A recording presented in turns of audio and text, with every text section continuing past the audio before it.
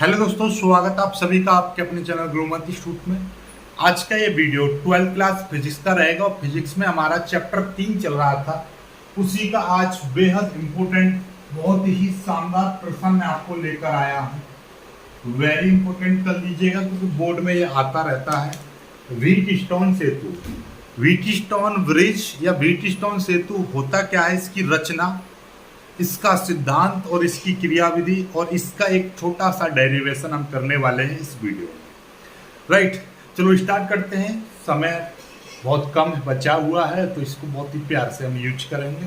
देखिएगा, व्हीटस्टोन सेतु, इसके बारे में आपको मैं कुछ ऐसी चीज बता रहा हूं। देखिएगा, व्हीटस्टोन सेतु की 1833 में एक वैज्ञानिक थे सैमुअल हंटर क्रिस्टी। इन्होंने सोचा था कि भैया बहुत सारे प्रतिरोध लिए थे इन्होंने, 4 प्रतिरोध P, Q, R, S, और ये एक अरेंजमेंट बना रहे थे कि हम किसी भी चालक में अज्ञात प्रतिरोध का मान कैसे फाइंड आउट कर सकते हैं। उसके लिए इन्होंने व्हीटस्टोन सेतु के बारे में सोचा और उसका निर्माण करने का या उसको बनाने का प्रयास किया, लेकिन ये उसमें क्या हो गए, सफल हो गए, विफल हो गए। विफल कैसे हुए कि ये इसको प्रॉपर तरीके से बना नहीं पाए थे।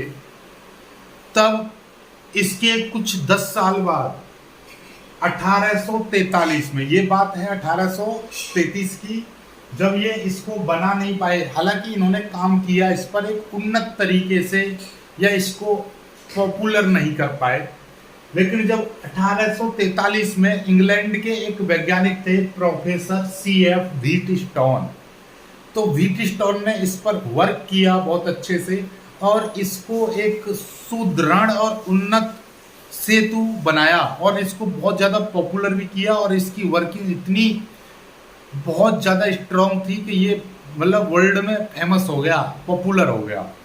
तो यहाँ से क्वेश्चन बनता है कि व्हीटस्टोन सेतु का निर्माण का कार्य सर्वप्रथम कितने स्टार्ट किया? सैमुअल हंटर क्रिस्टी ने। कितनी सन में? 1833 में। और बाकी आपको पता ही है कि व्हीटस्टोन सेतु किसने बनाया, इसका निर्माण करने की जो नींव रखी थी वो इन्होंने, लेकिन व्हीटस्टोन सेतु किसने बनाया था? ये तो एक सेतु बनाने का कार्य कर रहे थे, लेकिन बात आती है व्हीटस्टोन सेतु की, तो व्हीटस्टोन सेतु व्हीटस्टोन वैज्ञानिक ने ही बनाया, इंग्लैंड के थे, 1843। समझ में आ गया? इन्होंने क्या किया था, ये चित्र अभी नहीं, पहले आप ये समझिए। इन्होंने 4 प्रतिरोध लिए थे। कितने प्रतिरोध? 4 प्रतिरोध लिए थे, P, Q, R, S। 2 कुंजी ली थी, कुंजी जिनको आप पिलक या चटकनी बोलते हो, आजकल के जमाने में पिलक चटकनी होती है ना, चटकनी डाल दो, यानी वही कुंजी। और एक धारामापी लिया था, और एक सेल लिया था। क्या लिया था? एक सेल लिया था। तो इन सारी चीजों से इन्होंने एक व्हीटस्टोन सेतु का निर्माण किया और इसकी सहायता से हम कठिन से कठिन सर्किट में हम अज्ञात प्रतिरोध का मान निकाल सकते हैं। इसकी सहायता से अज्ञात प्रतिरोध का मान निकाला जा सकता है बहुत ही आसान तरीके से, बहुत ही आसान। जब न्यूमेरिकल बताऊंगा आपको समझ में आ जाएगा। ठीक है, चलिएगा। तो इन्होंने इसकी रचना में क्या क्या किया था, देखिएगा, रचना में आपको बताऊंगा। चलिएगा, तो इसकी रचना को समझते हैं, इसकी रचना करते हैं। देखिएगा, आपको यहीं से समझ में आ रही होगी, रचना करेंगे हम। इसकी बोर्ड पर लिख दूंगा पूरा। देखिए, 1 2 3 4 प्रतिरोध हैं। 4 प्रतिरोध इस तरीके से जुड़े हैं। इनको यदि मैं नाम दे दूं, देखिएगा ध्यान से समझिएगा, इसका मैं नाम दे दूं A, B, C और D। तो एक प्रकार से इस तरीके से A, B, C और ये इस तरीके से बन गया। तो A, B, C और D इस तरीके चतुर्भुज बन रहा है, नहीं बन रहा? तो इसीलिए इसमें बोलेंगे, इसमें 4 प्रतिरोध होते हैं। इसमें 4 प्रतिरोध P, Q, R व S होते हैं। हो गए भैया, 4 प्रतिरोध P, Q, R, S होते हैं, जो श्रेणी क्रम में जुड़कर एक चतुर्भुज ए बी सी डी का निर्माण करते हैं। देखो ये चार प्रतिरोध थे, एक प्रतिरोध मैंने यहां में लगा दिया P, एक इसमें लगा दिया Q और एक इसमें लगा दिया R A S। तो P Q R S इस तरीके से हमने जोड़ दिया, श्रेणी क्रम में जोड़ दिया और श्रेणी क्रम में जोड़ दिया और एक चतुर्भुज बना दिया। तो इसमें चार प्रतिरोध P Q R S होते हैं जो श्रेणी क्रम में जुड़कर एक चतुर्भुज A B C D का निर्माण करते हैं। निर्माण कर दिया। अब जो चतुर्भुज होता है तो चतुर्भुज की एक बात जानते हो, जो चतुर्भुज होता है इस तरीके से कोई भी आपका चतुर्भुज है तो चतुर्भुज में क्या होते हैं, ऐसे समझिएगा ये आपका चतुर्भुज है तो ये वाली जो चीज है ये वाली, ये आपकी विकर्ण कहलाती है। सभी लोग जानते होंगे ये वाला क्या कहलाता है, विकर्ण। इसको क्या बोलते हैं, विकर्ण। तो इसमें एक चतुर्भुज में कितने विकर्ण होते हैं, दो। एक ये BD और एक AC, दो विकर्ण होते हैं। तो एक विकर्ण इसके BC में देखिएगा, ये भी एक विकर्ण है। जैसे या तो मैं इसको डायरेक्ट ऐसे समझ लूं, एक इस तरीके से देखिएगा, ये AC ऐसे विकर्ण मान लूं, या इसी तार को मैं ऐसे ना ले जाकर डायरेक्ट इस तरीके से जोड़ दूं। बात तो वही है, ये विकर्ण ही तो है। A से C एक तार द्वारा जोड़ दिया तो इसके इसमें ले दूंगा इसके, यानी चतुर्भुज ऐसे लिखिएगा, चतुर्भुज। चतुर्भुज के एक विकर्ण AC में, एक विकर्ण AC में एक विद्युत वाहक सेल तथा एक कुंजी K1 जुड़ी होती है। तो इसके एक विकर्ण AC में एक विद्युत वाहक सेल तथा एक विद्युत वाहक सेल E तथा एक कुंजी K1 जुड़ी होती है। ये भैया जुड़ रही है। E विद्युत वाहक सेल, या एक सादा बोल सकते हो, सेल भी बोल सकते हो डायरेक्ट, ये। और एक कुंजी K1 जुड़ी होती है, ठीक है, ये हो गया। और एक इसका दूसरा विकर्ण कहाँ है, ये रहा दूसरा विकर्ण। इसमें क्या है, एक कुंजी K2 और एक धारामापी G जुड़ा होता है। इसलिए लिख देंगे इसके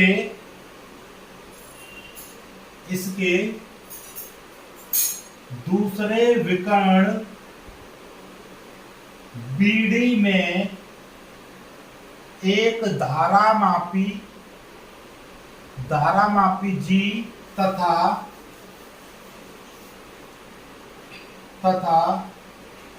एक दूसरी कुंजी K2 जुड़ी होती है।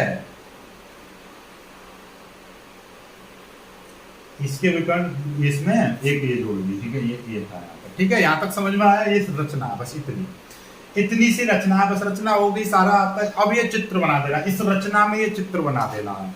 जल्दी से स्क्रीनशॉट ले लीजिएगा, बहुत जल्दी।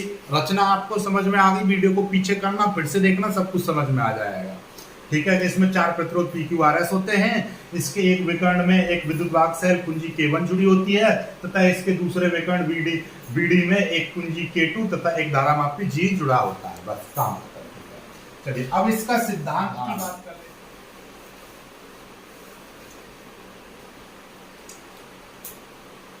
हैं। यह है इसका सिद्धांत।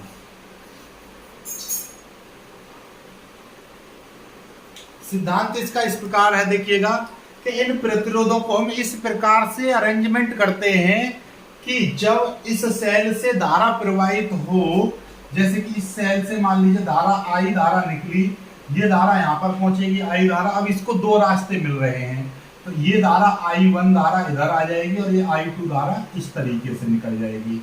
ये I धारा इधर, ये देखिएगा इस तरीके से, इसको इस तरह से अरेंजमेंट करते हैं कि ये वाला धारा कि इसके, यानी कि इसका विभव और इसका विभव, दोनों का विभव बराबर हो। यानी कि इस वाले पॉइंट A और पॉइंट C का विभव बराबर हो। जब इनका विभव बराबर होता है तो क्या होता है, धारा का एक खास चीज बता दे रहा हूं। जैसे कि ये धारा है, इस तरीके से है, ये धारा जा रही है यहाँ से, मैंने कह दी, ये देखिएगा इस तरीके से समझिए, मैं आपको समझा देता हूँ। यहाँ पर देखिए, यदि ये है एक धारा है, 10 एम्पियर की धारा जा रही है, और ये धारा इस तरीके से यहाँ पे निकल रही है। फिर ये 10 एम्पियर की थी, यहाँ पर दो रास्ते मिले, 5 एम्पियर की इधर निकल गई और 5 एम्पियर की इधर निकल गई, और यहाँ से इस तरीके से ये जुड़े हुए हैं, ठीक है, और ये इस तरीके से है, और यहाँ पर एक तार मिल जाए, तार इस तरीके से, और इसमें धारा मापी लगा हुआ है। तो इस तरीके जब इसका देखिए 10 एम्पियर यहाँ पर है और ये धारा 5 एम्पियर की इधर गई, तो 5 एम्पियर की इधर जा रही है, 5 एम्पियर की इधर जा रही है। तो इसका मतलब ये है कि आप ये मत सोचना कि 5 एम्पियर की धारा कुछ इधर आ जाएगी और इसमें से कुछ इधर चली जाएगी, नहीं। जब ये वाला विभव यहाँ पर इस पॉइंट का विभव बराबर है और इस पॉइंट का भी विभव बराबर है, तो ये धारा इसमें ना जाकर ये सीधे फ्लो होगी इधर की ओर, और यहाँ से ये जाएगी इधर की ओर। क्यों? क्योंकि यदि यहाँ से ध्यान से समझिए, यदि यहाँ पर 3 एम्पियर की धारा होती तो तब इसमें से धारा इधर की ओर आ जाती, कुछ हो सकता है कि 2 एम्पियर की आ जाए, यानी कुछ ना कुछ इधर आ जाती, क्योंकि इधर का विभव ज्यादा हो गया इस वाले तार का। लेकिन इसमें और इसमें दोनों की धारा बराबर है और एक ही सेल लगा हुआ है और ये भी 5 एम्पियर की है, तो मतलब और इन दोनों का विभव बराबर है, इन दोनों पॉइंट का, तो धारा इस तरीके से निकल जाएगी, फिर इस वाले में नहीं आएगी। और इसमें भी इस सेतु को इसी तरह से अरेंजमेंट किया जाता है, इसका इस तरीके से व्यवस्थित किया जाता है कि जब इसमें से धारा प्रवाहित हो तो ये वाली धारा तो इसमें निकल जाए इस तरीके से और ये वाली धारा इधर निकल जाए, इसमें कोई धारा ना हो, यानी कि इसमें धारा ना जाए। और इसमें जो धारा मापी का विक्षेप, धारा मापी इस तरीके से होता है, यहाँ पे 0 1 2 3 1 2 3 इस तरीके से धारा मापी की सुई। यदि ये धारा मापी की सुई इस तरीके से दिखाती रहेगी, ये धारा मापी लगा हुआ है, अब ये 0 पे है, अब सोच लीजिए इधर दिखाएगा तो मतलब इधर का विभव ज्यादा है, इधर वाले पॉइंट का विभव ज्यादा है, तो इधर की ओर दिखा देगी ये सुई इस तरीके से। यदि इधर का ज्यादा है तो इधर दिखा देगी, मतलब इस वाली लाइन में धारा प्रवाहित हो रही है। लेकिन जब इसमें धारा प्रवाहित नहीं होगी तो ये सुई बीच के बीच यानी 0 के 0 पर ठहरी रहेगी, यानी इसमें कोई भी विक्षेप नहीं होगा।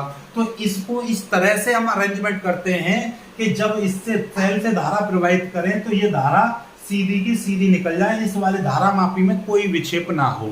जब कोई विक्षेप नहीं होगा तो ये वाला बिंदु ए का विभव और बिंदु सी का विभव समान विभव पर होंगे, यानी बिंदु ए और सी समान विभव पर होंगे, अर्थात इन दोनों बिंदुओं के विभव समान होंगे। और जब ये बिंदु के विभव समान होते हैं तो उस कंडीशन में ये सेतु संतुलित अवस्था में कहा जाता है, और उस संतुलित अवस्था में P/Q बराबर R/S होता है। अब यही चीज हमको प्रूव करके दिखानी है कि संतुलित अवस्था में ऐसा क्यों होता है। चलिए तो हम देखिए, इसका लिख देंगे, थोड़ा सा लिखेंगे कैसे हम इसको, ठीक है, लिखेंगे किस तरीके से हम इसमें, देखिएगा इसमें लिखेंगे, इसका सिद्धांत यहां से स्टार्ट करेंगे कि इस सेतु को, इस सिद्धांत का इस बात पर आधारित होता है कि इस सेतु के प्रतिरोधों को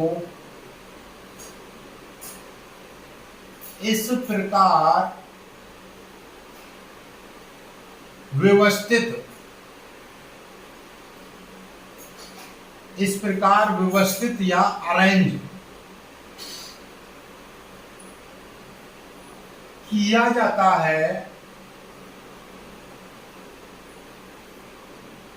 जाता है कि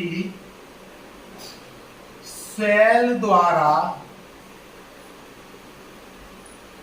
धारा प्रवाहित करने पर धारा मापी में कोई विक्षेप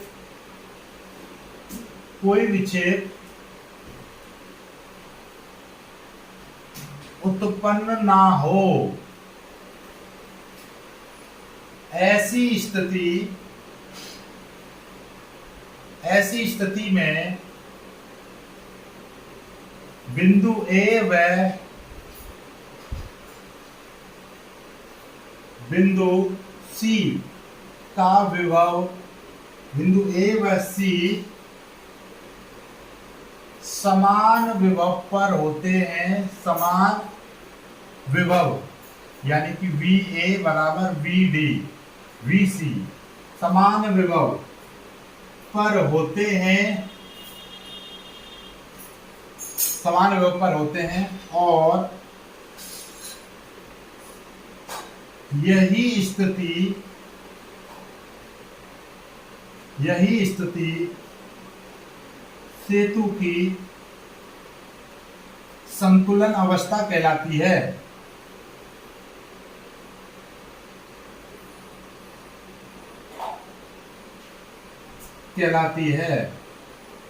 और संतुलन अवस्था कहलाती है। संतुलन अवस्था में सेतु की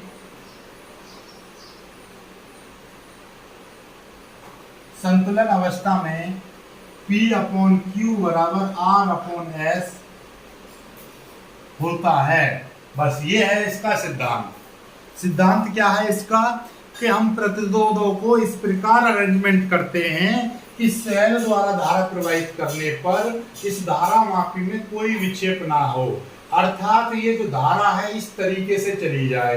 तो ये सेतु इसका नाम क्यों दिया गया, इसीलिए दिया गया जैसे कि कोई नहर होती है, नहर और नदी है, और नदी में से ये पानी जा रहा है, इस तरीके से पानी जा रहा है, और यहाँ पर एक ब्रिज बना हुआ है, इस तरीके से ये ब्रिज बना हुआ है, इस तरीके से। तो भैया इसमें पानी कितना भी जाए, लेकिन हमारी जो गाड़ी जो होती है तो ब्रिज पे से इस तरीके से निकल जाती है, ऊपर से ही फ्लो हो जाती है, इस पानी के बहाव से कोई लेना देना नहीं होता। उसी तरीके से अब इसमें जो धारा है इस तरीके से ऊपर से निकल जाएगी, इससे निकल जाएगी, इस बीच वाले से कोई लेना देना नहीं, यानी सेतु बन गया।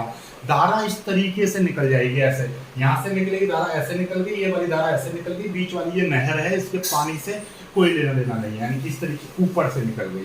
ठीक है, इसीलिए इसका सेतु नाम दिया गया ब्रिज, यानी कि धारा ब्रिज के रूप में चली जाती है। तो ये हो गया। तो इसी बात पर आधारित होता है इसका सिद्धांत कि भैया धारा से सेल से धारा प्रवाहित करने पर ये धारा मतलब धारा मापी में कोई विक्षेप ना हो, अर्थात इस वाली भुजा में कोई धारा प्रवाहित ना हो। तो ये अवस्था सेतु की संतुलित अवस्था कहलाती है, और संतुलित अवस्था में P/Q बराबर R/S होता है। अब यही चीज हमको प्रूव करके दिखानी है कि ये आखिर होती क्यों है। चलिएगा जल्दी से स्क्रीनशॉट ले लीजिएगा इसका, ठीक है। चलिए अब देखिएगा, अब इसका प्रूफ करते हैं आखिर ये हमें P/Q बराबर R/S आया कैसे, इसका प्रूफ देख लीजिए।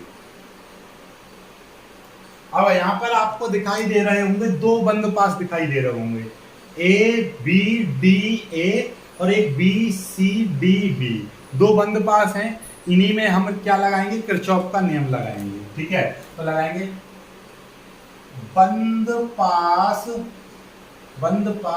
A B D A में KVL से, आपने पुराना वीडियो देखा होगा तो KVL तो समझ रहे होंगे, किरचॉफ वोल्टेज लॉ यानी किरचॉफ का द्वितीय नियम लगाने का। द्वितीय नियम देखिएगा, हम कहां से कहां तक जा रहे हैं, A से B, तो A से B में पढ़ने वाली धारा कौन सी है, I1 ये प्लस में ली जाएगी क्योंकि इधर ही चल रहे हैं और धारा की दिशा भी इधर में लगी है। और इसके साथ में प्रतिरोध कौन सा है, प्रतिरोध है इसके साथ में P × P। ठीक है, फिर इसके बाद में B से D में कोई धारा नहीं मिल रही है, यानी कि ये तो संतुलित अवस्था में है, और संतुलित अवस्था में इसमें कोई धारा नहीं होती, तो इससे कोई लेना नहीं। अब D से A, देखिए हम जा रहे हैं D से A जा रहे हैं, लेकिन धारा हमको विपरीत दिशा में मिल रही है A से D की ओर, तो ये ली जाएगी माइनस, और कौन सी धारा है, I2, और ये इंटू इसमें प्रतिरोध कौन सा है, R है, बराबर। इसमें कोई विद्युत वाहक सेल लगा हुआ है इस वाले खंड में कोई भी, इस तरीके से देखोगे तो इसमें कोई भी नहीं लगा हुआ है, पहले में नहीं लगा हुआ। ये क्या है आपका, इस तरीके से हम घूमे, ठीक है, इस तरीके से हम घूमे, लेकिन इसमें कोई भी विद्युत वाहक सेल नहीं लगा हुआ। सेल तो A और C के बीच में लगा हुआ है, लेकिन यहाँ पर कोई सेल नहीं है, तो 0। तो ये क्या होगा, माइनस वाला उधर पहुंच जाएगा, तो I1 × P बराबर I2 × P, ये प्लस का हो जाएगा। ठीक है, तो ये I1/I2 निकालेंगे, सॉरी ये R है, I2 × R, ये R इधर पहुंच जाएगा, I1 के नीचे I2 आ जाएगा, और ये R/P ये आ जाएगा, और ये समीकरण 1 मान लो, ध्यान से समझ लीजिए, समीकरण 1। ठीक है, चलिए यस, ये चीज समझ में आ गई। अब हम ऐसे ही अब हम ये वाला दूसरा लेंगे, दूसरे में भी हम इसी तरीके से घूमेंगे। किस तरीके से? अब लेंगे बंद पास, कौन सा लेंगे? B C D B, B C D B में केवीएल से, यानी कि किरचॉफ वोल्टेज नियम से चलिएगा। इसमें भी किरचॉफ वोल्टेज नियम लगा देते हैं। कैसे? यहीं से स्टार्ट करेंगे, बी से सी। किधर जा रहे हैं? बी से सी। बी से सी, धारा भी हमको बी से सी मिल रही है, तो प्लस का I1 इंटू, और प्रतिरोध, धारा के साथ में प्रतिरोध कौन सा है? Q है। ठीक, अब C से D हम जा रहे हैं, C से D जा रहे हैं, C से D, और धारा हमको मिल रही है D से C, तो माइनस का I2 इंटू, और ये हो जाएगा S। ठीक है, प्रतिरोध कौन सा ले? धारा और धारा के संगत प्रतिरोध का गुणनफल। ठीक है, और फिर D से B में तो कोई धारा नहीं होगी, इसमें तो कोई धारा नहीं है, तो इसमें, और ना ही इसमें प्रतिरोध है, तो काम खत्म। बराबर इसमें कोई सेल लगा हुआ है? नहीं लगा हुआ। सेल तो A और C के बीच लगा हुआ है, तो बराबर 0। ठीक है, तो ये I1 इंटू Q बराबर I2 इंटू S, ये आ जाएगा I2 इंटू S। तो यहां से भी I1 upon I2 equal S upon Q S। देखिएगा ये यहाँ पर, ये देखिएगा ये वाली चीज इधर पहुंच गई थी, R अपॉन P आया था, P नीचे चला गया, ऐसे ये Q नीचे चला गया, इस S के नीचे I2 इधर आ गया। ठीक है, अब देखिएगा ये I1 अपॉन I2 का मान निकल आया, इसको आप समीकरण 2 भी मान सकते हो। I अपॉन I2 का मान समीकरण 1 में रख दो। ठीक है, तो ये लिख दीजिएगा, यहां से लिख सकते हैं हम, ये वाला जो मान है, ये वाला मान में समीकरण 1 में रख रहा हूं, तो देखिएगा I1 अपॉन I2 का मान समीकरण 1 में रखने पर, समीकरण 1 में देखिएगा ये है I1 अपॉन I2, और यहाँ पर I1 अपॉन I2 की वैल्यू आई है S अपॉन Q बराबर, और ये है आपका R अपॉन P। ठीक है, और ये P इधर चला जाएगा, S इधर आ जाएगा, तो ये क्या हो जाएगा? इधर देखिएगा, यहां से अगली लाइन से P इधर S अपॉन, तो P अपॉन Q बराबर R अपॉन S। यही तो होता था, यही सेतु की संतुलित अवस्था होती है। संतुलित अवस्था में यही तो था, तो संतुलित अवस्था यही संतुलित, यही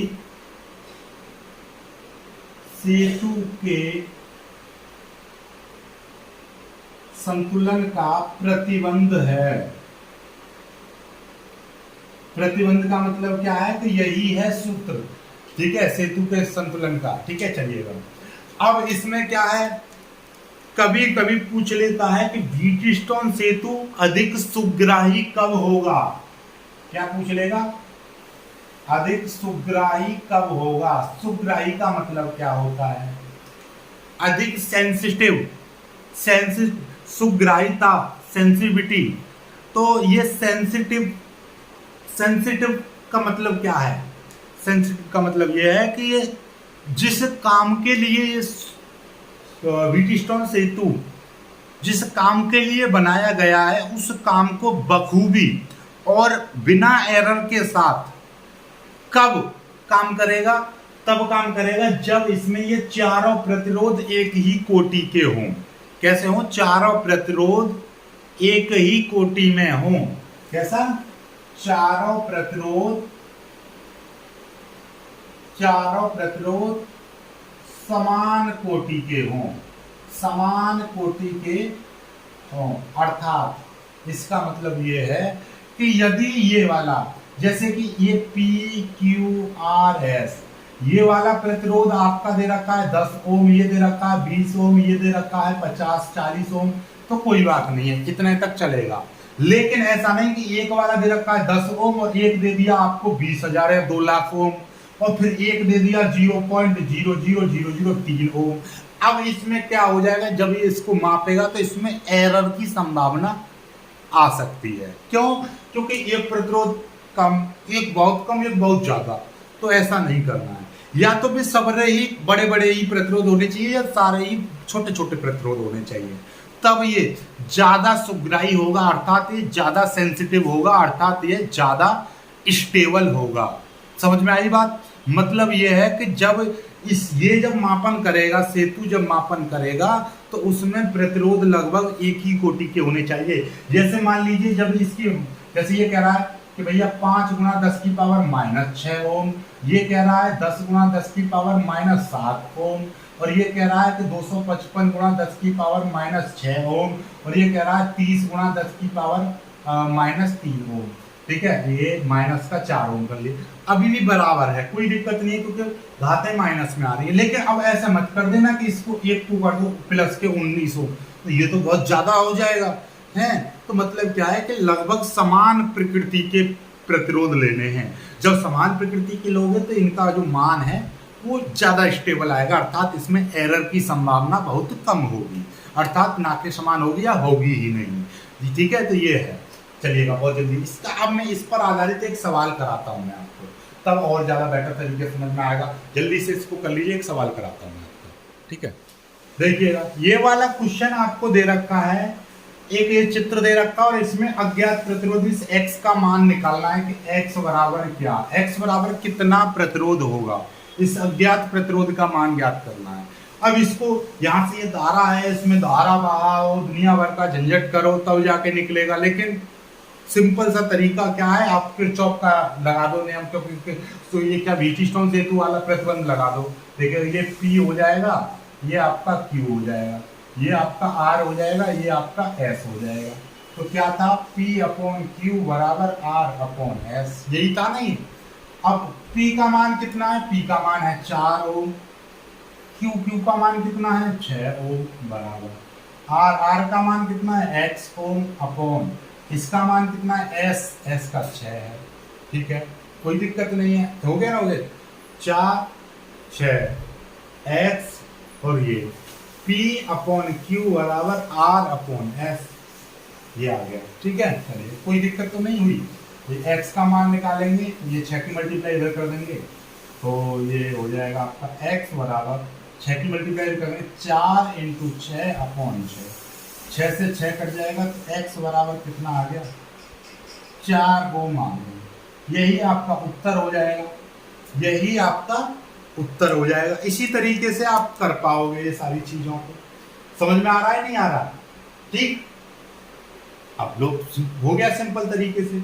यदि यहाँ पर मान लीजिए ये 16 होता, यहाँ पर मान लीजिए ये यदि यहाँ पर 16 ओम होता, तब आप कैसे करते? कोई दिक्कत नहीं है, ये 16 है, नो प्रॉब्लम, ये 16 है तो आप 16 का कर लीजिए, हमें ये चीज निकालना है। ठीक है, तो ये x बराबर क्या हो जाएगा 4 × 16/6।